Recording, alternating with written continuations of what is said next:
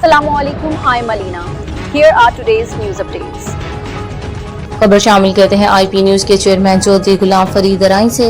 सरकारी हज रजिस्ट्रेशन जारी, 1,07,000 से ज्यादा अफराद ने इंदराज मुकम्मल कर लिया। वजारत मजहबी अमूर बैनुल मज़ाहिब हमांगनी के ज़रिए इंतजाम आइंदा हज के लिए रजिस्ट्रेशन का अमल तेजी से जारी है, जबकि अब तक 1,07,587 अफराद घर बैठे ऑनलाइन हज रजिस्ट्रेशन मुकम्मल कर चुके हैं। वजारत के दादोशुमार के मुताबिक 85,000 दरख्वास्त गुजारों ने सरकारी हज स्कीम, जबकि 22,000 अफराद ने प्राइवेट हज स्कीम का इंतखाब किया। ऑनलाइन हज रजिस्ट्रेशन का अमल मजीद चंद रोज तक बिला तातल जारी रहेगा।